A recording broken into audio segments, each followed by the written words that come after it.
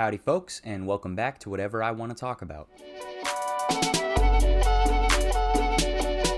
The Bubble is Judd Apatow's newest film and released on April 1st, 2022, directly to Netflix. When I originally heard about the release date, part of me thought that this was just an April Fool's prank and that the film didn't actually exist. Lo and behold, for better or for worse, this movie is very much real. The IMDb synopsis states, a group of actors and actresses stuck inside a pandemic bubble at a hotel attempts to complete a film.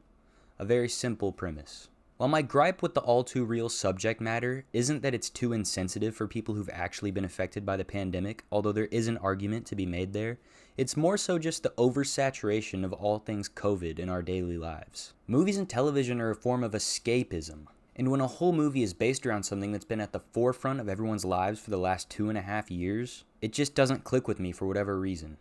It is pretty funny to think about how crazy things were back in the beginning of the pandemic in 2020. A time when we didn't have an understanding or even really a grasp of what this virus was bringing to the table. And The Bubble leans heavy into this hysteria. And it does make for a few audible nostril exhalations.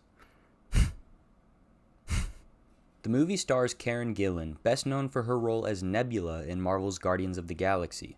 Also on screen is the Mandalorian himself, Pedro Pascal, Keegan-Michael Key, Leslie Mann, David Duchovny, Iris Apatow, and Guz Khan, as the actors attempting to complete their movie, Cliff Beasts 6. Fred Armisen plays the movie's director, and Peter Serafinowicz, I'm probably butchering that, plays the hotel manager who's in charge of executing the titular bubble. Titular. Pedro Pascal definitely steals the show every time he's on screen, and I'm really happy with the amount of exposure he's been getting in Hollywood lately. I love him in everything I see him in, and I'm really excited to see him alongside Nick Cage in The Unbearable Weight of Massive Talent. On the weaker end of the spectrum, Karen Gillan appeared to be phoning it in for the majority of her scenes. Like, robotic and stiff delivery makes sense when you're playing a blue alien cyborg, but for this role, it just didn't seem to fit.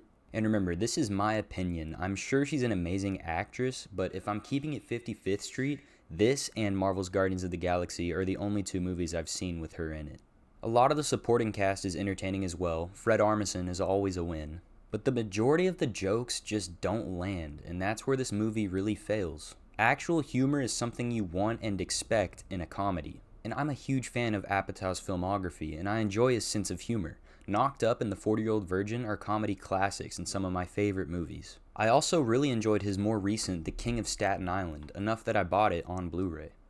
The jokes are just really low-brow, and I'm not a comedy snob, it's just diarrhea and throw-up jokes get real old real quick. And this is coming from the guy who just laughed at his own farts 3 minutes before I hit the record button on the camera. I don't know, a lot of the humor just reminded me of Adam Sandler's Jack and Jill, and I mean that in the worst way possible. There were a few sort of funny moments, but the only time that I actually laughed was during a scene where all of the actors were partaking in a smorgasbord of drugs, and they're hallucinating, and one of the assistants' face starts to morph into Benedict Cumberbatch, and he basically just says, "Look, I'm Benedict Cumberbatch." And one of the actors, who's also super high, gets freaked out and says, "I don't like that. I don't like that. Stop being Benedict Cumberbatch." And I don't know. I have a really dumb sense of humor, but I laughed out loud during that part. It was an interesting idea to make a movie about how the pandemic affected the film industry, and I'm sure this topic resonates with a lot of people within the industry. But some of it was just difficult to empathize with, and I know that was intentional, like we shouldn't be feeling bad for these multi-millionaires having to quarantine in this fancy estate while the average working class person is struggling to figure out where their next meal is going to come from or how they're going to pay rent. Like when Gal Gadot did that John Lennon cover on Twitter a couple years ago and everybody clowned on her, rightfully so. All in all, I would say Pedro Pascal and Fred Armisen really carried the movie, and they're the only reason I would watch it. But even then, their effort doesn't outweigh the overall unentertaining movie that they're trying so desperately to make watchable. I know you're all waiting in anticipation for my verdict. Edge of your seat. And I would say skip this one. Unless you really, really liked Jack and Jill, or you just want your life to be 2 hours and 6 minutes closer to being over. That's about it. I'm keeping this brief. I hope you liked my little review. Let me know what you thought of The Bubble down below. All opinions are welcome. And if you found this video entertaining, be sure to slap that like button like it just called your wife bald. And if you like this type of content and want to see more, be sure to subscribe. Thank you so much for watching, and see you next time.